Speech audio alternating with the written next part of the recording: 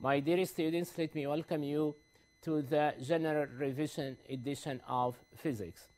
In this edition, you'll be encountered with miscellaneous questions.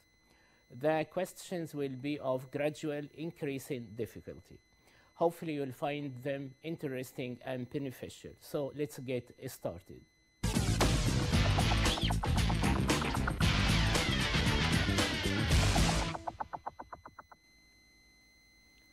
What happens when a resistance of equal value to the fixed resistor is connected in parallel with it? Your attention, please. Here we've got, yes, a circuit in a state of resonance. Why it is in a state of resonance? Simply because XL is equal to XC. Inductive reactance is equal to 120 ohm. Yes, capacitive reactance is the same, it is 120 ohm. So we are in a state of resonance, okay?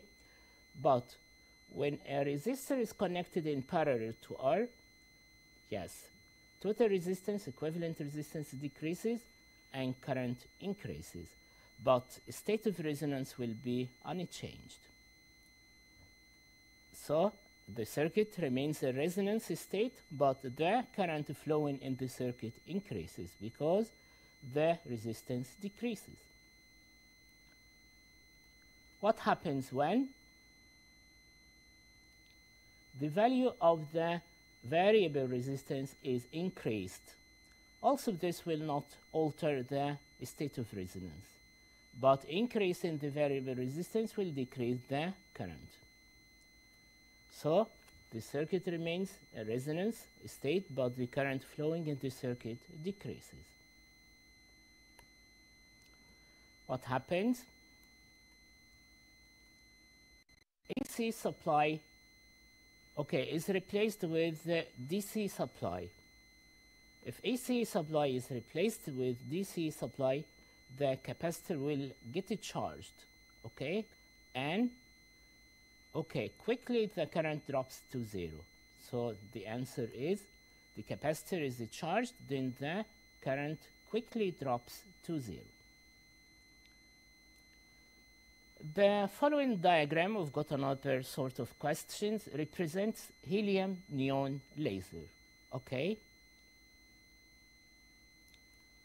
What is the value of the pressure inside the tube? It asks about the value of the pressure inside the tube. Of course, it's all easy. It is 0.6 millimeter Hg.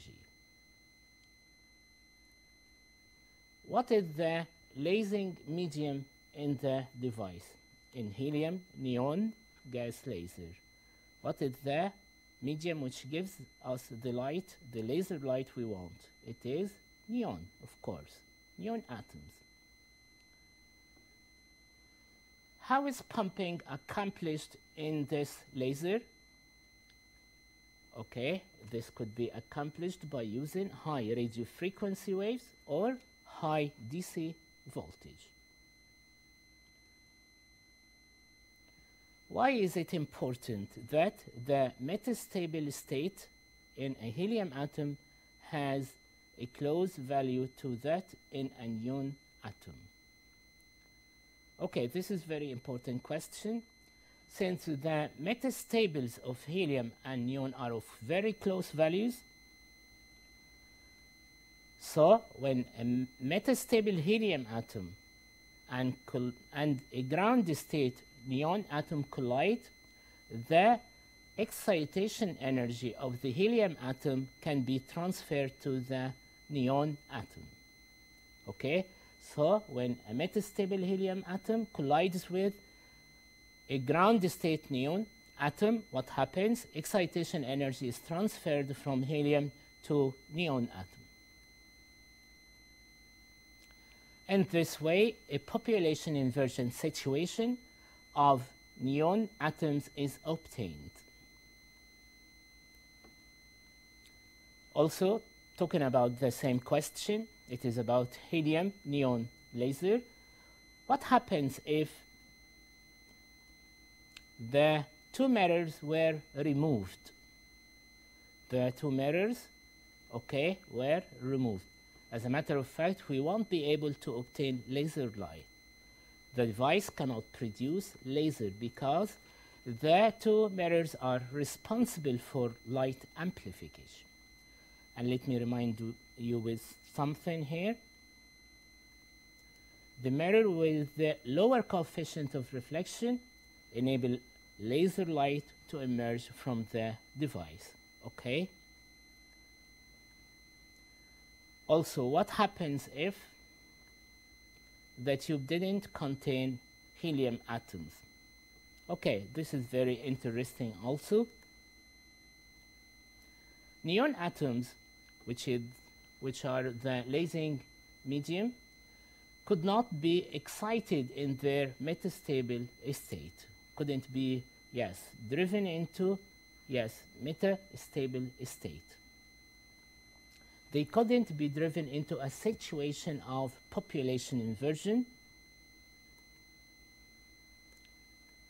Thus, the device would not be able to produce laser light.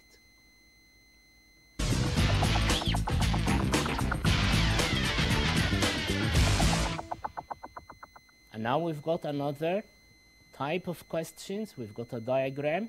The figure shows an excited atom already found in A2.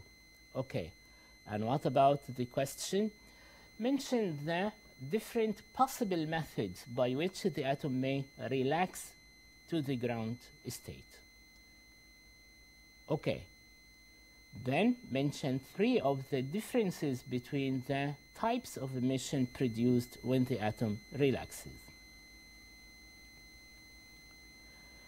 Okay, first of all, the excited electron or excited atom, okay, relaxes to the ground state after its lifetime is over, and spontaneous emission occurs. This is the first possibility. Also, we've got another possibility.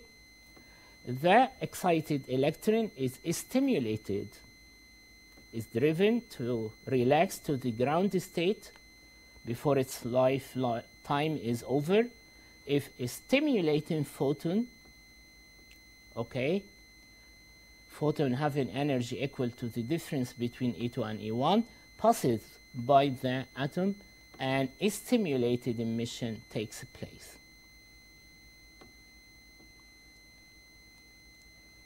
And now talking about the differences between spontaneous and stimulated emission. Photons emitted by spontaneous emission have a wide range of wavelengths, so we call it polychromatic. Photons emitted by stimulated emission are monochromatic. They are of just one wavelength, of single wavelength. Another point of difference: photons emitted by spontaneous emission propagate randomly in all directions. Okay, they are divergent. But photons emitted by stimulated emission are coherent and propagate in one direction as collimated parallel beam. Spontaneous emission is not triggered, is not caused by external influence. Okay, but stimulated emission is triggered by external influence. The light emitted by spontaneous emission obeys the inverse square law. The intensity, okay, of the light emitted by stimulated emission does not obey the inverse square law. Spontaneous emission is the dominant radiation in ordinary light sources, but stimulated, it is the dominant in laser sources.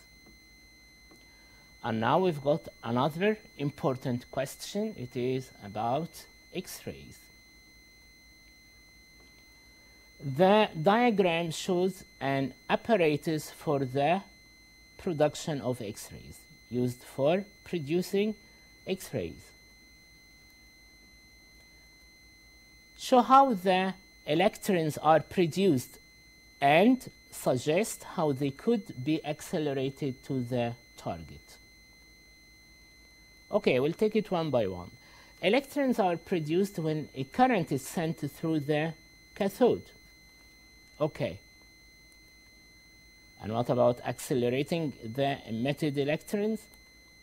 Electrons are accelerated by applying high voltage between the cathode and the anode. Another item on the same question: how may the penetration power of X-rays be changed, be varied? How can we change it? Okay, by varying the accelerating voltage applied between the cathode and the anode. For example, increasing the accelerating voltage, increasing the potential difference between the anode and the cathode, increases the velocity of the electrons striking the anode. We call them bombarding electrons. And this increases the frequency of the emitted photons of X-rays emitted. So the penetration power of X-rays produced increases. Another item on the same question: how may the intensity of X-rays, intensity, not penetration power, be changed, be varied? Okay, intensity of X-rays can be changed, can be varied by changing the current flowing through the cathode. Increasing the current, increasing the cathode current raises its temperature, which in turn increases the number of electrons emitted from the cathode. And as a result, the intensity of the produced X-rays increases. Okay, another item: why is it necessary to use a vacuum tube? In other words, why the tube should be evacuated? Okay, if the tube weren't evacuated, the electrons emitted from the cathode would collide with the gas found inside the tube, and instead of colliding with the target, an X-ray would not be produced. That is to say, by evacuating the tube, the resistance encountered by the bombarding electrons is decreased. So evacuating decreases the resistance. What about the use of the copper block in the tube? Okay.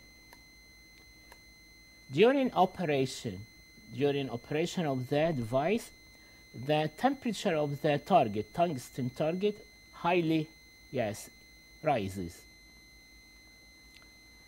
The high heat conduction of copper improves the dissipation of heat. So we need to get rid of the heat produced. So we use copper because it is simply a good conductor of heat. So it dissipates the produced heat to the surroundings. What would happen if the target, and this is very important item, if the target in the tube was replaced with another target having greater atomic number? This will affect, line spectrum of X-rays.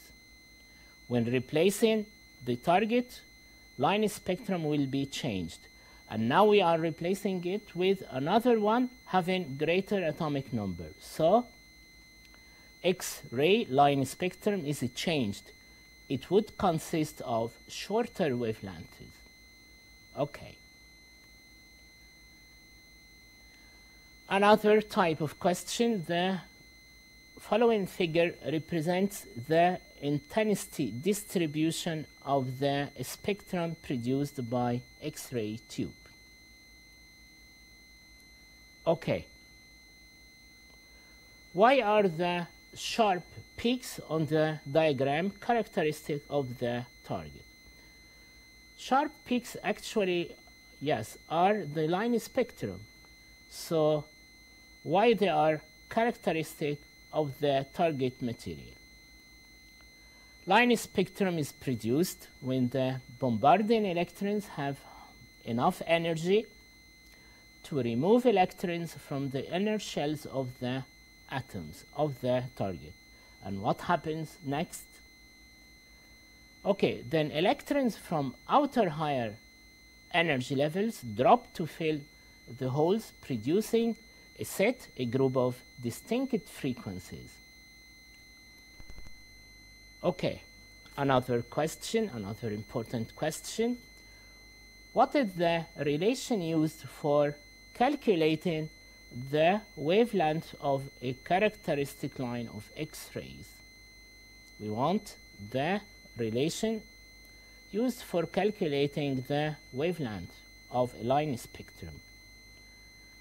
Okay, the difference in energy levels equals E2 minus E1, and it is equal to h nu, and nu of course could be replaced by c over lambda. In this way we can calculate the wavelength lambda.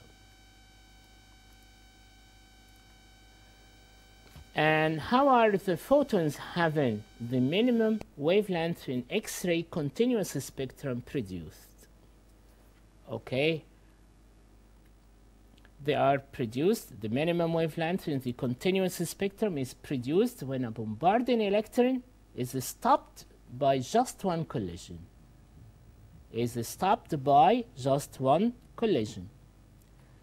And all its energy is converted into a photon.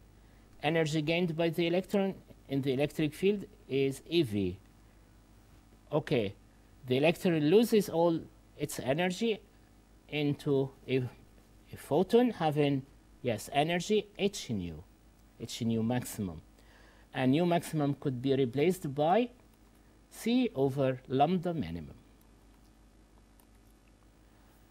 Another type of questions.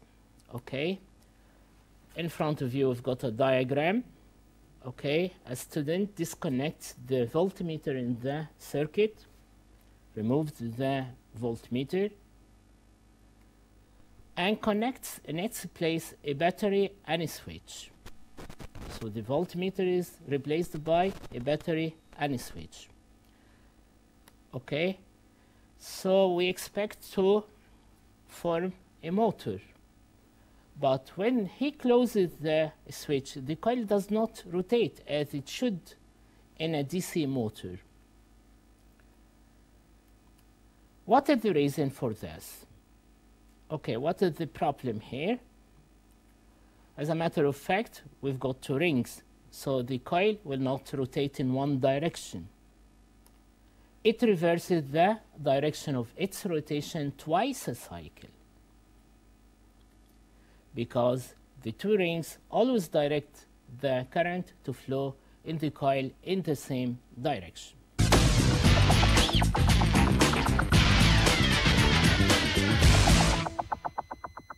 When does each of the following quantities equal 0?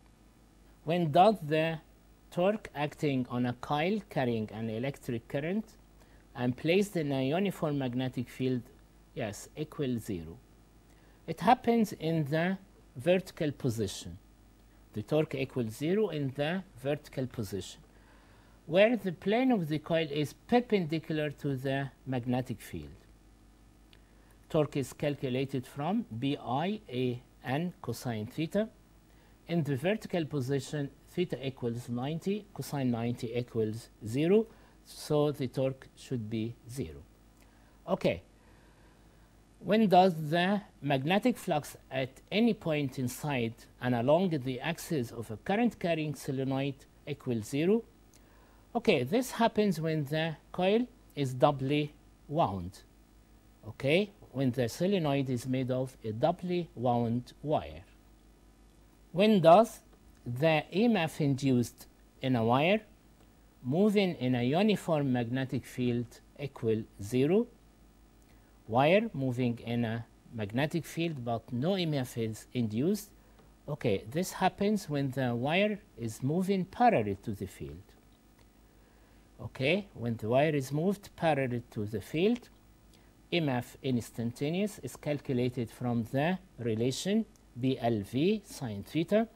When moving parallel, angle is equal to 0. theta equals 0, sine 0 equals 0. So instantaneous EMF is equal to 0 because theta equals 0 and sine 0 is 0.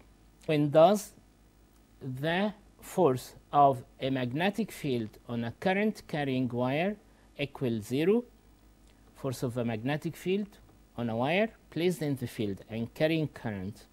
The wire carries current and placed in a field, but no force acts on it. Okay, so the wire is placed parallel to the field. Force is calculated, is given from the relation BIL sine theta. Force equals 0 also when theta equals 0. When does the difference between EMF of a cell and its terminal voltage equal 0? In other words, when does the terminal voltage of a cell is equal to EMF of the cell? It happens in two cases. When the circuit of the cell is open, that's to say the resistance across the terminals of the cell is infinite. No current passes through the cell. Or when the internal resistance of the cell is neglected. R is equal to 0. Okay, so yes, terminal voltage will be equal to EMF of the cell, so the difference will be 0. When does the average EMF induced in a coil that rotates in a magnetic field equal 0? It happens when the coil completes one cycle or when it completes half cycle starting from the horizontal position. When does the magnetic flux density at the midpoint between two current carrying parallel wires equal 0?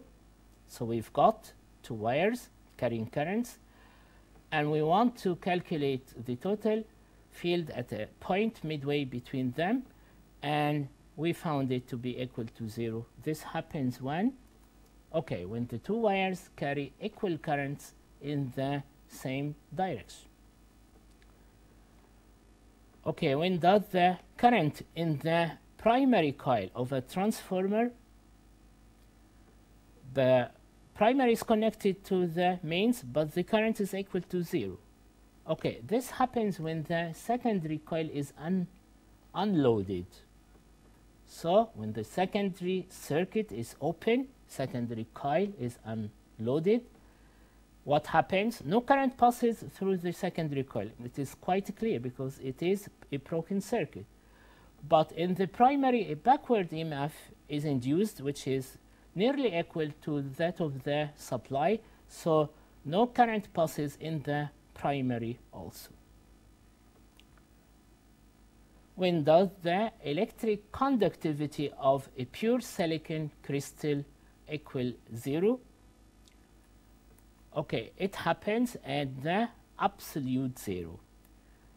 At this particular temperature, all the bonds in the crystal are intact. They are, yes, we don't have any free electrons. The bonds are intact. When does the mass of a photon or linear momentum of a photon equal 0? It happens when the photon comes to rest. When does the output of an AND gate is 0? Okay, this happens, the output of an AND gate is 0 when either or all inputs of the gate is equal to 0. Okay? When does the kinetic energy of the electrons extracted from the surface of a metal by electromagnetic radiation equal 0? Okay, it happens when the frequency of the incident radiation exactly equal to the threshold frequency of the metal. So the radiation is capable of extracting electrons, but kinetic energy of the electrons is then 0. Third type of questions, explain. The action of the diode resembles that of a switch. Action of a diode resembles that of a switch. As a matter of fact, simply because the diode has a small resistance when it is forward biased and very high resistance when it is reverse biased. When it is forward biased, it resembles a switch, but closed switch. When it is reverse biased, it acts like a switch, but open switch. Explain. The transistor can be used as a binary device. Why we can use the transistor as a binary device? Since a transistor circuit can have two states, yes, on and off, so it can be used as a binary device. A binary device is a digital system based on only two digits. The digits are 0 and 1.